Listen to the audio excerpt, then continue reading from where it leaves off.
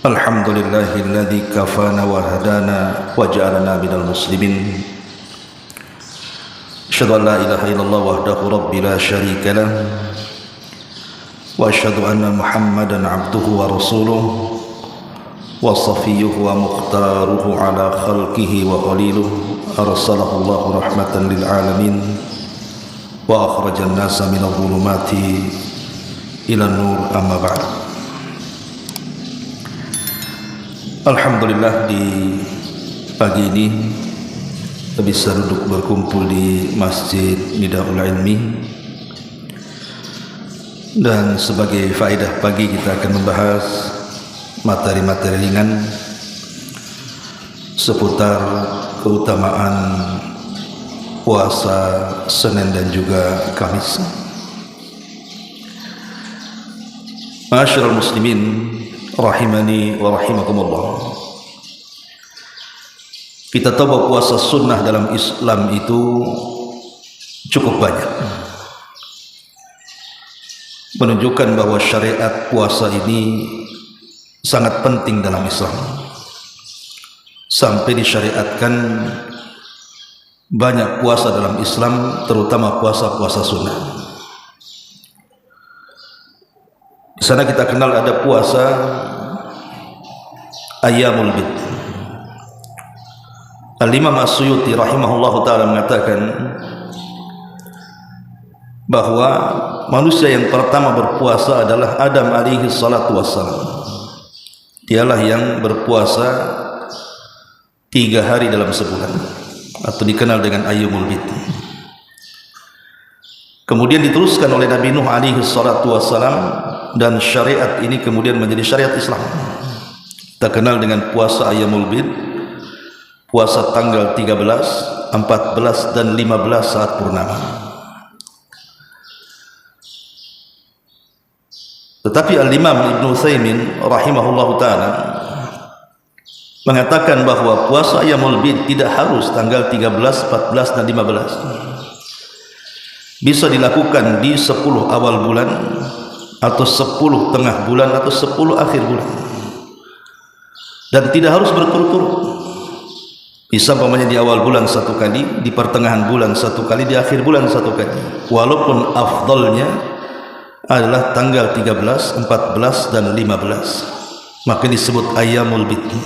Bid itu artinya putih bersih, karena ketika itu terjadi purnama. Dan di antara faedah yang disebutkan para ulama, karena biasanya pertengahan bulan pasang surut air lautan itu ada erat kaitan dengan purnama, dan itu mempengaruhi kejiwaan manusia.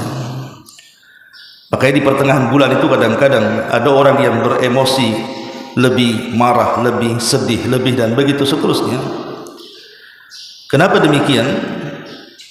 Ketika para ulama mentafsirkan ayat min syarri ghasikin idza waqab, kita berlindung dari keburukan apabila malam sudah menutup.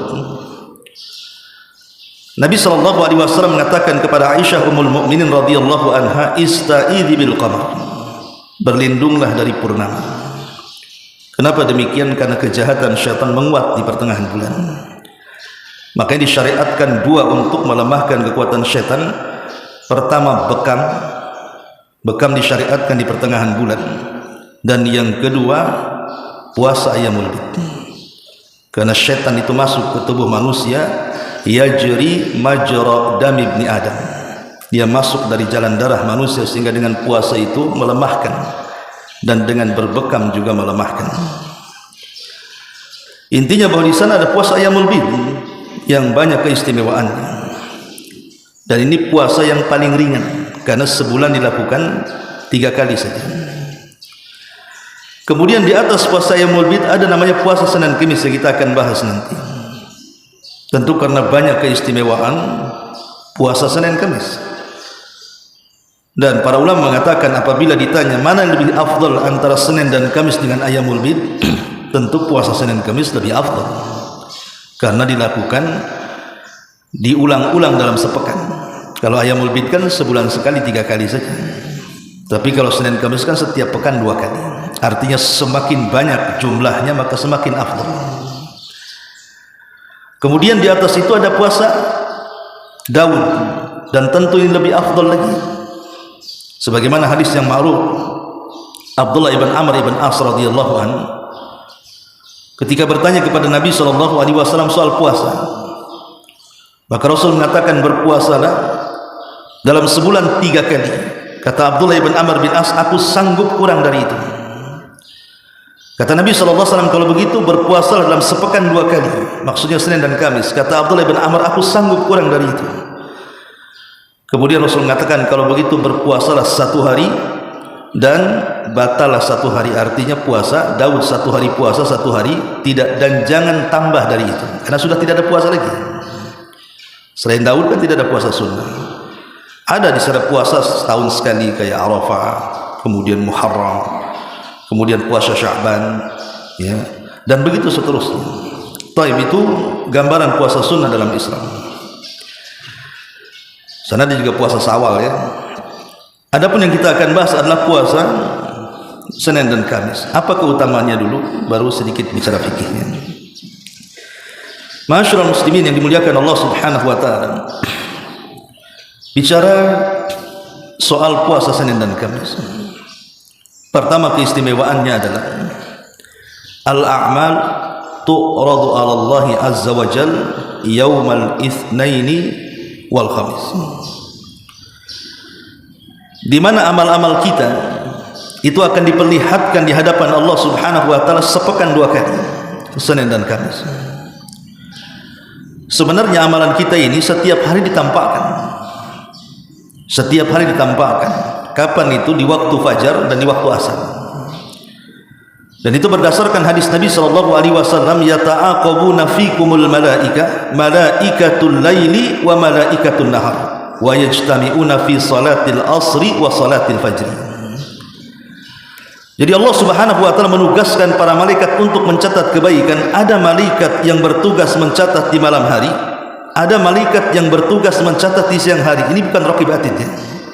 Ini malaikat sayyahun yang memang mereka mencatat kebaikan saja, dan mereka berjumpa di 2 salat, salat asar dan salat fajar. Apabila mereka naik menghadap Allah Subhanahu wa taala, maka Allah mengatakan, ma taraktum ibadi, sedang apa hambaku kau tinggalkan? Maka para malaikat mengatakan, atainahum wa hum yusallun wa taraknahum wa hum yusallun. Kami datang mereka sedang salat dan kami tinggalkan mereka sedang salat. Maknanya salat asar dan salat fajar. Itu setiap hari amalan kita diangkat. Lah ada juga pekanan setiap Senin dan Kamis.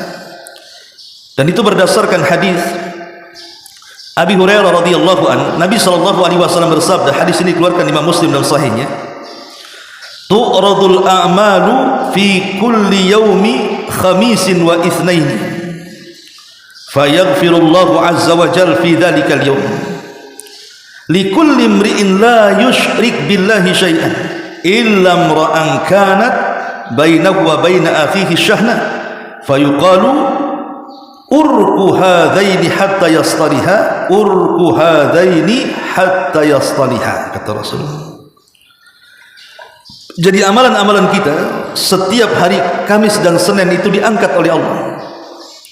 Maka Allah akan melihat amalan-amalan kita. Apabila Allah Subhanahu wa taala sudah melihat amalan kita, maka Allah akan mengampuni semua dosa-dosa kita, kecuali 2 manusia, kata Rasul. Pertama, orang yang tidak, atau orang yang menyekutukan Allah Subhanahu wa taala. Dan yang kedua, orang yang dalam hatinya ada syahna, kedengkian, dendam, dengki, hasad, dan juga permusuhan. Maka Allah mengatakan, lihatlah kedua orang yang bermusuhan itu. Kalau dia istalah, memang dia mau berdamai, maka angkat amalannya. Kalau tidak, tidak usah diangkat amalannya. Dari sini kita tahu bahwa di antara keistimewaan hari Senin dan Kamis adalah diangkatnya amal kita. Makanya dianjurkan, kata para ulama, kalau datang hari Senin dan Kamis, perbanyak amal saleh. Karena itu kesempatan Allah Subhanahu wa taala melihat amal kita. Jangan lagi cerita Allah sebagai Rabb kita, Tuhan kita. Terkadang kalau kita ini bekerja di sebuah instansi, terkadang kita ini ingin riya kepada bos kita, kan begitu. supaya bos kita senang. Kita terkadang menampakkan amalan-amalan kita di hadapan bos kita, entah tujuannya menjilat atau apa. Yang jelas ada orang-orang seperti itu hanya untuk menyenangkan bosnya saja kan.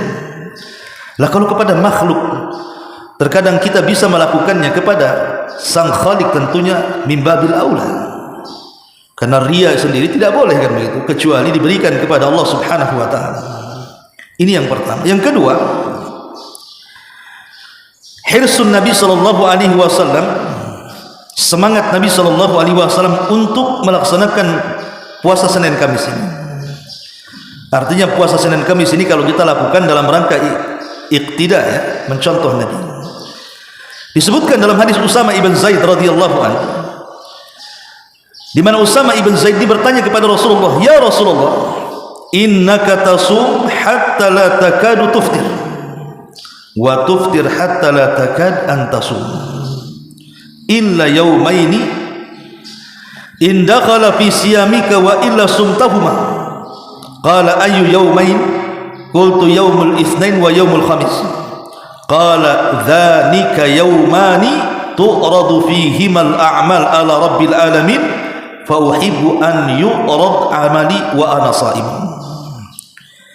Jadi Usama ibn Zaid ini bertanya kepada Nabi sallallahu alaihi wasallam soal puasa Senin dan Kamis. Apa alasannya kenapa Nabi sallallahu alaihi wasallam suka melaksanakan puasa Senin Kamis ini? Maka Nabi SAW mengatakan, karena 2 hari itu, maksudnya Senin dan Kamis, adalah 2 hari di mana amalanku diangkat ke langit, dan saya suka ketika amalanku diangkat ke langit aku sedang berpuasa. Lihat bagaimana Nabi SAW mencontohkan kepada kita, kalau sekelas Nabi loh yang sudah diampuni dosa yang telah, yang sedang, dan yang akan datang, masih suka kalau seandainya amalannya tampak di hadapan Allah Azza wa Jalla, maka mimbabil aula tentu kita lebih daripada Nabi harusnya, karena kita juga tidak ada jaminan apakah kita ini diampuni dosanya atau tidak. Maka ini menunjukkan bagaimana semangatnya Rasul sallallahu alaihi wasallam melaksanakan 2 puasa itu. Ini yang kedua. Yang ketiga, bahwa terutama puasa Senin, ya, puasa Senin itu ada hadis sendiri. Hadisnya dikeluarkan oleh Imam Muslim dalam sahihnya. Jadi su'ila an saum yaumil itsnain, Rasul ditanya kenapa Rasul selalu melaksanakan puasa Senin. Maka Nabi sallallahu alaihi wasallam mengatakan, dzaka yaumun wulidtu fihi, itulah hari yang aku dilahirkan padanya, wa yaumun bu'istu fihi, aku diutus menjadi nabi dan rasul, au unzila alayya fihi, dan turun Al-Qur'an kepadaku. Jadi hari Senin ini ada 3 peristiwa. Pertama, Rasul dilahirkan. Sepakat para ulama sejarah Rasul lahir hari Senin. Yang diperselisihkan itu hanya tanggal, bulan, itu saja. Tapi hari dan tahun sepakat. Tahun gajah hari Senin. Bulan dan tanggal diperselisihkan. Ada yang mengatakan Rabiul Awal, dan ini jumhur ulama, mayoritas para ulama sejarah. Tapi Imam Ibnu Hazm rahimahullah ta'ala mengatakan Rasul lahir di bulan Ramadan. Tapi ini juga dibantah para ulama. Tapi kan ada khilaf di sini. Kemudian yang kedua, diutusnya Nabi SAW menjadi nabi, itu hari Senin, dan diturunkan Al-Quran juga hari Senin. Dari sini kita tahu bahwa hari Senin itu hari mengenang kelahiran Nabi. Berarti kalau kita kemudian puasa hari Senin, langsung ataupun tidak, kita telah bersyukur kepada Allah Subhanahu wa taala akan nikmat diutusnya Nabi kepada kita. Qul bifadlillahi wa birahmatihi fabidzalika falyafrahu huwa khairum mimma yajma'un. Katakan dengan karunia Allah, dengan nikmatnya, maksudnya karunia Allah di sini diutusnya Nabi. Hendaklah kalian berbahagia, dan itu lebih baik dibandingkan dunia yang kalian kumpulkan. Ya, karena diutusnya Nabi lebih mulia dibandingkan dunia dan isinya. Maka puasa Senin itu bukan hanya mengenang kelahiran Nabi, tapi lebih daripada itu bersyukur karena diutus kepada kita seorang Nabi, dan kita tidak dibiarkan sia-sia oleh Allah Azza wa Jalla. Ini yang ketiga. Yang keempat, maghfiratul dzunub wa taghfirus sayyiati wa fathu abwabil jannati yaumai al-itsnain wal khamis. Yang keempat, dengan puasa Senin Kamis dosa-dosa kita akan diampuni. Yang kedua, kesalahan-kesalahan kita akan digugurkan. Dan yang ketiga, pintu-pintu sorga akan dibuka. Dan itu berdasarkan hadis Nabi SAW mengatakan, tufattahu abwabul jannah yaumal itsnaini wal khamis. Pintu-pintu sorga itu akan dibuka pada setiap hari Senin dan Kamis. Fayaghfiru fihi liman la yusyrik billah, maka akan diampuni pada kedua hari itu siapapun yang tidak menyekutukan Allah, illal muhtajiraini, kecuali orang-orang yang berselisih. Yuqalu, dikatakan, ruddu hadaini hatta yastaliha, biarkan dua orang yang berselisih itu sampai dia mengislah diri-diri mereka. Dalam riwayat yang lain, inna yaumal itsnaini wal khamis yaghfirullahu fihi likulli muslimin illa muhtajiraini yaqulu da'huma hatta yastaliha. Hari Senin dan Kamis Allah akan ampuni setiap muslim kecuali orang yang berselisih. Dikatakan kepada orang berselisih, tinggalkan keduanya sampai keduanya mau berdamai. Dari sini kita tahu bahwa ada keutamaan besar pada hari Senin dan Kamis. Salah satunya apa? Dibukanya pintu surga, menunjukkan bahwa puasa Senin Kamis ini ada pengaruh besar kepada alam surga.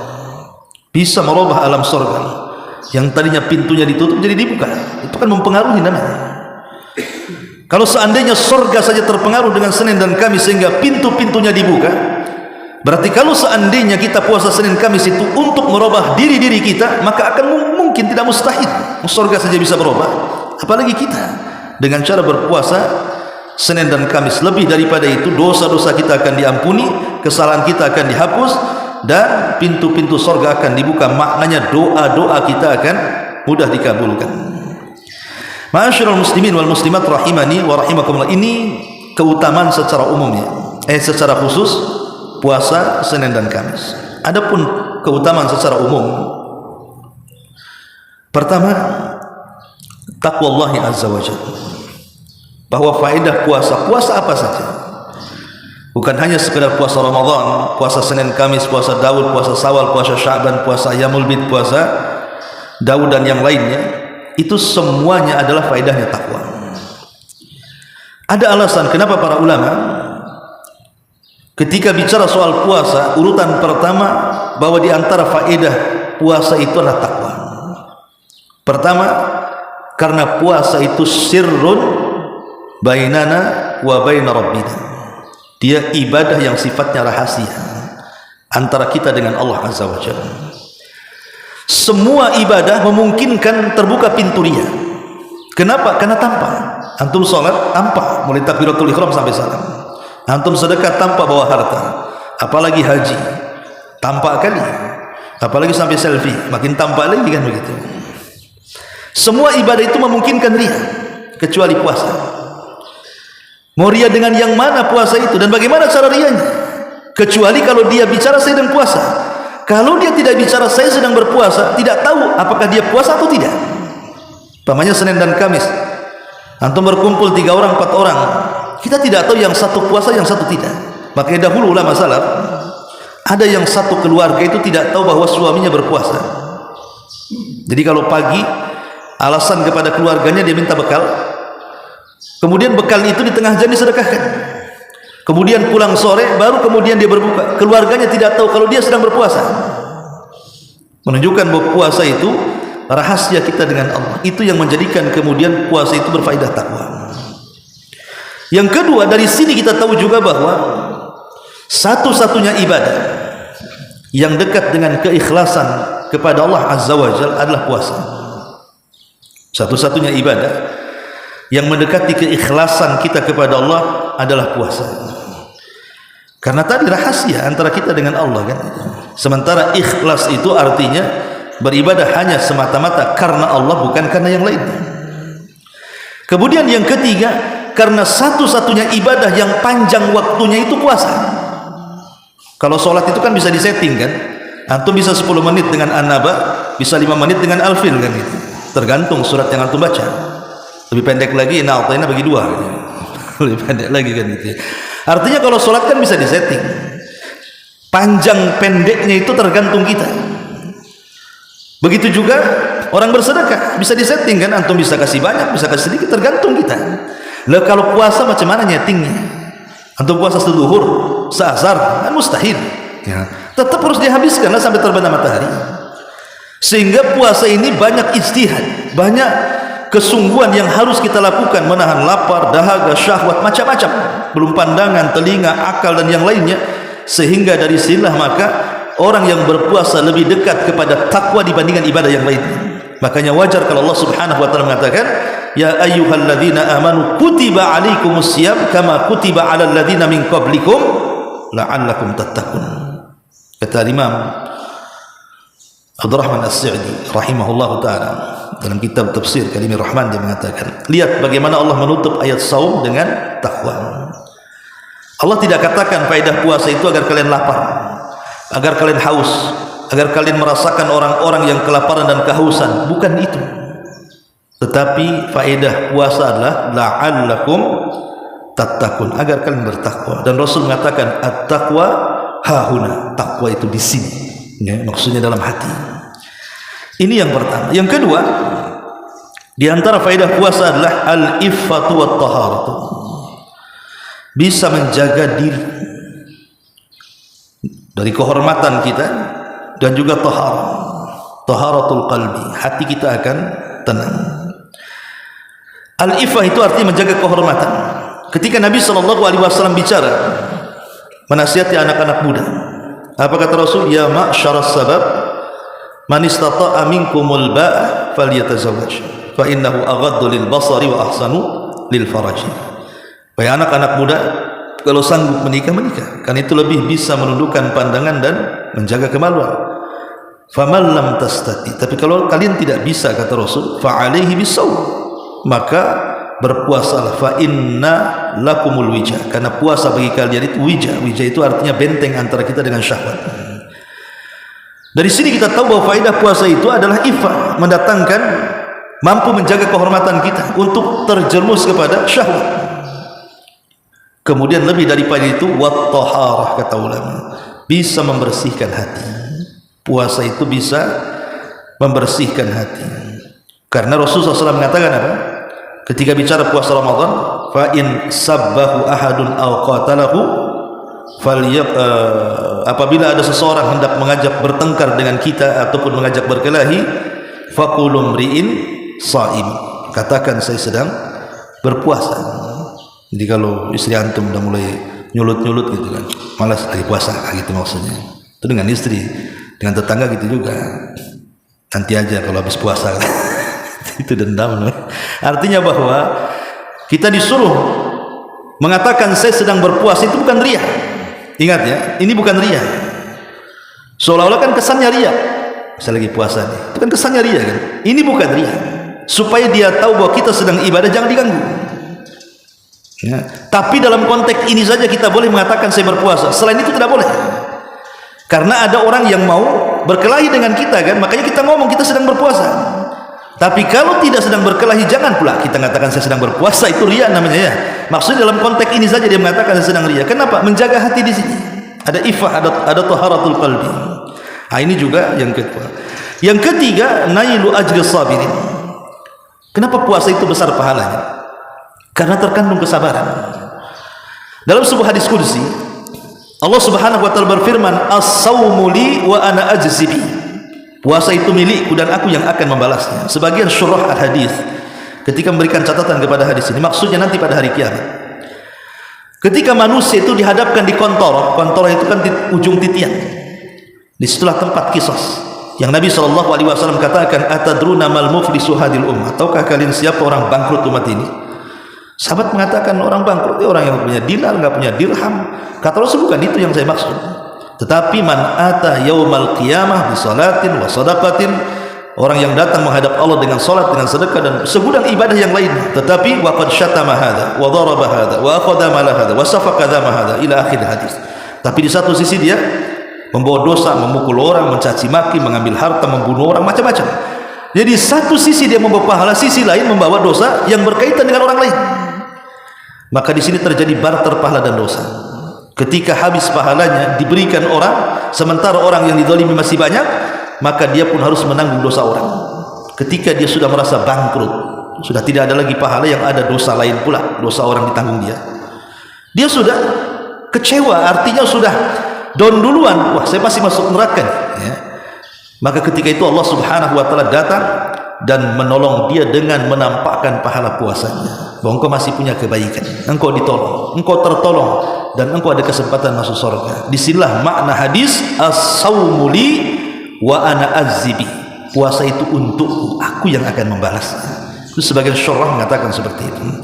Tapi yang jelas bahwa bagaimana puasa itu memiliki pahala yang luar biasa, karena di dalamnya ada kesabaran. Dan Allah katakan innama yuwaffas sabiruna ajrahum bighairi hisab. Pahala orang sabar itu tanpa hisab, tanpa batas. Karena sabar juga tanpa batas. Ya ada orang mengatakan ya sabar itu ada batasnya. Sebenarnya sabar tidak ada batasnya. Yang membatasi sabar ada batasnya kan antum. Kan gitu ya. Aduh nanti caci maki tidak bisa juga, lama-lama tak sabar juga saya. Sabar itu ada batasnya juga. Iya kita yang mengatakan ada batasnya. Tapi Islam itu tidak mengatakan sabar itu ada batasnya, karena pahalanya juga tanpa batas. Sabar itu tidak ada batasnya. Kita disuruh terus bersabar. Lah puasa ini terkandung ibadah sabar. Ketika para ulama tafsir mentafsirkan wasta'inu bis sabri was salat, mintalah pertolongan dengan sabar dan salat, artinya bis saumi was salati. Mintalah pertolongan dengan puasa yang melahirkan kesabaran, dan dengan solat yang melahirkan syukur, karena dua sifat sabar dan syukur ini yang banyak memasukkan orang ke surga. Taib ini yang ketiga. Kemudian yang keempat, himayatul insan minal amrad. Ini sudah ma'ruf ya. Dunia kedokteran juga sudah jelas merekomendasikan bahwa puasa itu salah satu yang bisa menjaga kita dari berbagai macam penyakit. Macam-macam penyakit hilang dengan puasa. Adapun secara umum lagi, di antara faedah puasa adalah puasa ini bisa membentengi kita dari neraka. Bahkan kita bisa dijauhkan dari api neraka itu perjalanan 70 tahun. Kata Nabi SAW, man shoma yauman fi sabilillah ba'adallahu wajhahu anin nari sab'ina kharifah. Jadi siapa yang berpuasa satu hari saja di jalan Allah, maka wajahnya akan dijauhkan dari api neraka selama 70 musim. Ada yang mengatakan 70 tahun perjalanan. Bayangkan nanti kalau jalan kaki 70 tahun, dah berhenti sampai di mana tuh? Itu jalan kaki ya. Naik sepeda lagi, naik motor lagi, naik mobil lagi, pesawat lagi juga. Sampai di mana tuh? Artinya bahwa kita akan dijauhkan dari neraka sepanjang itu, sejauh jarak perjalanan 70 tahun. Itu satu hari kita puasa. Loh, kalau 2 hari, 3 hari, 4 hari kalau puasa Ramadan 1 bulan coba ini, maka neraka akan semakin jauh dan jauh dari orang-orang yang berpuasa. Dan yang terakhir tentunya puasa ini barakatun kabir, berkah yang sangat besar dan kebaikan yang sangat besar. Karena kita lihat dalam puasa itu ada buka itu ada doa yang mustajab di situ. Lis-shaimi da'watun mustajab. Bagi orang yang berpuasa ada doa yang tidak mungkin ditolak. Salah satunya ketika iftar. Yang kedua ada sahur. Rasul mengatakan tasahharu fa inna fi sahurikum barakah. Sahurlah kalian karena dalam sahur kalian terdapat berkah. Dan dua-duanya sebab kejayaan Islam. Kata Nabi SAW, la tazalu ummati bi khairin ma'ajjalul fitra wa yuakhirus sahur. Umat Islam ini akan senantiasa jaya. Jaya itu tidak mungkin dikalahkan musuh-musuhnya selama mereka menyegerakan berbuka dan mengakhirkan sahur. Pertanyaan muncul, apa urusan makan dengan kejayaan Islam? Ini kan urusan makan. Iftar makan, sahur juga makan. Lalu apa kaitan dengan kejayaan Islam? Kecuali antum suruh latihan manah, latihan perang, latihan fisik, nah, itu baru kejayaan Islam kan? Ini kan soal makan. Kok bisa soal makan? Kok bisa Islam itu jaya hanya makan saja? Makan nggak ada kaitan dengan fisik. Kata para ulama, bukan ditinjau dari segi makanan, tapi ditinjau dari segi penyelisihannya. Dengan kita menyegerakan berbuka menyelisih puasa ahli kitab, dan dengan mengakhirkan sahur juga menyelisihi ahli kitab. Faslu ma baina siyamina wa siyami ahlil kitab akalatas sahur. Perbedaan kita dengan puasa ahli kitab itu dimakan sahur. maka setiap penyelisihan kita umat Islam dengan orang-orang kafir, disitulah bentuk kejayaan. Makanya Umar kenapa sampai membuat kalender Hijriah? Karena tidak mau sama dengan kalender Masehi. Nabi bertanya kepada para sahabat, macam mana orang-orang Yahudi itu uban-uban mereka? Sahabat mengatakan, mereka membiarkan, wahai Rasul. Ganti uban-uban kalian semir, hindari warna hitam, kata Rasul. Khaliful Yahud. Di banyak hadis Nabi SAW mengatakan khaliful Yahud, selisih orang Yahudi. Menunjukkan apa? Supaya Islam itu punya izzah, punya kemuliaan.